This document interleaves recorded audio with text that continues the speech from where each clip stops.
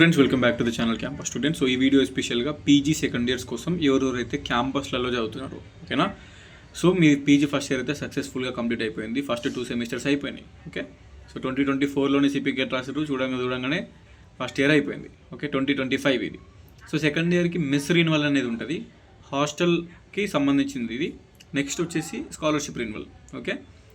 ఈ రెండు అనేది మీరు ఎంత తొందరగా చేసుకుంటే అంత బెటర్. ఇప్పుడు ఉస్మానియా యూనివర్సిటీ ఉంది, ఉస్మానియా యూనివర్సిటీ అనేది మెస్ ఫీజ్ అనేది ఆన్లైన్లోనే పే చేస్తారు. ఆన్లైన్లో పే చేస్తారు, వాళ్ళకు వెబ్సైట్ ఉంటుంది. మీరు ఏం చేస్తారంటే ఫస్ట్ ఇయర్లో పే చేసినట్టే సర్టన్ అమౌంట్, సర్టన్ డిపాజిట్ మళ్ళీ సెకండ్ ఇయర్లో కూడా పే చేయాలి. అది 8,000, 9,000, 10,000 సంథింగ్ ఉంటుంది కదా. సో అట్లనే ఫస్ట్ ఇయర్లో కట్టిన డిపాజిట్ సెకండ్ ఇయర్లో కూడా మళ్ళీ డిపాజిట్ కట్టాల్సి ఉంటుంది. అది కట్టి మళ్ళీ సెకండ్ ఇయర్లో మళ్ళీ మీకు మెస్ కార్డ్ ఇస్తారు.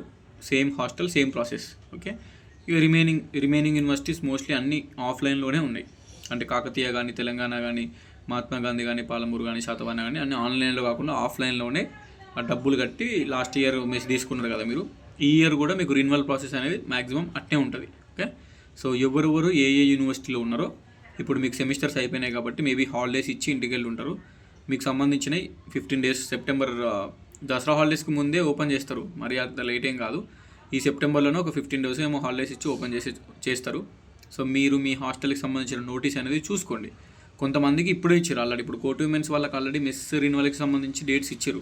వాళ్ళకి ఈ డేట్ లోపు రిన్యువల్ చేసుకోవాలి అని. అమ్మాయిలది ఉమెన్స్ యూనివర్సిటీ అది. సో మీకు సంబంధించి కూడా మెస్కి సంబంధించిన డేట్స్ వస్తాయి, రిన్యువల్కి సంబంధించి. ఆ డేట్స్ వచ్చినప్పుడు పర్టికులర్ డేట్స్ మీరు ఆ పర్టికులర్ అమౌంట్ కట్టి రిన్యువల్ చేసుకొని మళ్ళీ సెకండ్ ఇయర్లో మీ రూమ్ మీరు ఫిక్స్ చేసుకొని ఉంటే అదొక పని అయిపోతుంది. అది యాజ్ సూన్ యాజ్ పాసిబుల్ తొందర చేసుకోవాలి, ఓకే. అండ్ సెకండ్ థింగ్ ఏంటంటే ఇది ఇంకా main ePASS scholarship renewal. Already ePASS scholarship renewal start అయిపోయింది. ఈపాస్ స్కాలర్షిప్ రిన్యువల్కి కావాల్సింది ఫస్ట్ సెమిస్టర్ మెమో. మీరు ఏదైతే పీజీ ఫస్ట్ సెమిస్టర్ మెమో ఉందో, సెకండ్ సెమ్ మెమో రాదు ఇప్పుడే. సో ఫస్ట్ సెమిస్టర్ మెమో వస్తుంది కాబట్టి ఫస్ట్ సెమ్ మెమో అవసరము. And next second year bonafide, okay. Bonafide లేదా స్టడీ సర్టిఫికేట్ మీరు మీ యూనివర్సిటీలో తీసుకోరు. స్టడీ సర్టిఫికేట్ సెకండ్ ఇయర్ చదువుతున్నట్టు study certificate, second year studying 2025 to 26 academic year పెట్టేసి ప్రిన్సిపల్ సైన్స్ స్టాంప్ తీసుకుంటే అది వస్తుంది. So bonafide, first year memo, first semester memo, ఇవి రెండు అప్లోడ్ చేయాలి scholarship renewal. Next income declaration form. ఇప్పుడు ఫస్ట్ ఇయర్లో మీ సేవ నుంచి తీసుకున్న ఇన్కమ్ సర్టిఫికేట్ని మనం పెడతాం, కానీ సెకండ్ ఇయర్లో మీ సేవ నుంచి తీసుకున్న ఇన్కమ్ సర్టిఫికేట్ పెట్టాము. ఇన్కమ్ డిక్లరేషన్ ఫామ్ అని ఉంటుంది.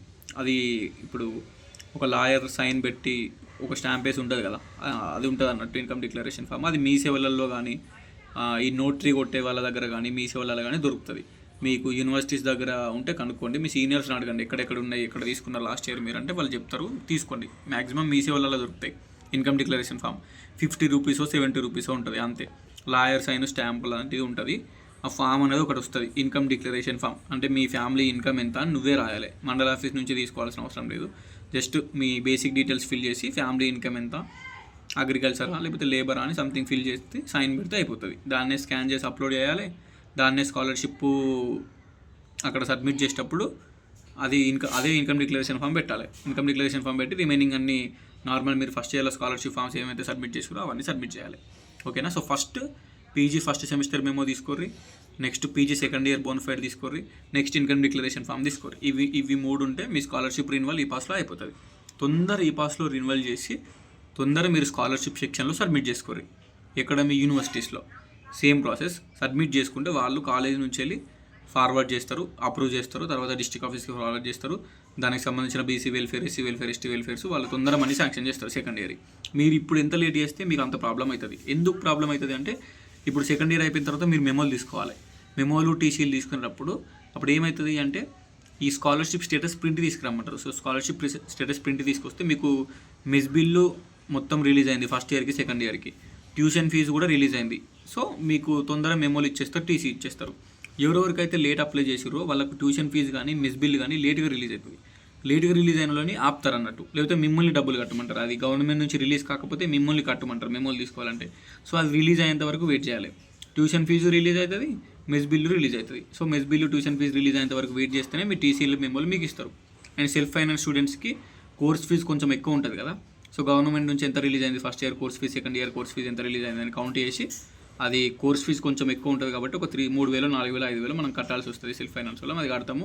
And mess bill first year 15,000, second year 15,000 వేస్తే బెటర్. ఓకే, రిలీజ్ అయితే ఆ రిలీజ్ అయిన అమౌంట్ ప్లస్ మీకు సంబంధించిన first year deposit, second year deposit plus government నుంచి మెస్ బిల్ రిలీజ్ అని అంతా కౌంట్ చేస్తారు. అది అక్కడికి సరిపోతుంది. ఎక్స్ట్రా ఏం డ్యూ ఏమి ఉండదు, ఏమైనా ఉంటే కట్టాల్సి వస్తుంది అంతే. So second years mess renewal చేసేటప్పుడు మీరు స్కాలర్షిప్ అడ్మిషన్ డేట్ ఫస్ట్ ఇయర్లో జూన్ పెట్టిన వాళ్ళకి 15,000 రిలీజ్ అయినాయి, జూన్ నుంచి మార్చి వరకు. ఓకేనా, ఇప్పుడు కూడా మీరు జూన్ పెడితేనే సెకండ్ ఇయర్లో జూన్ పెడితే జూన్ నుంచి మళ్ళీ మార్చి వరకు మళ్ళీ 10 నెలలకు 15,000 రిలీజ్ అవుతాయి. ఎవరెవరైతే మిస్టేక్ చేసారో మీకు తెలుసు. ఫస్ట్ ఇయర్లో మీరు joining date, admission date November, October పెట్టిన వాళ్ళకి 5 నెలలకు, 6 నెలలకు, 7 నెలలకి రిలీజ్ అయినాయి మెస్ బిల్లు.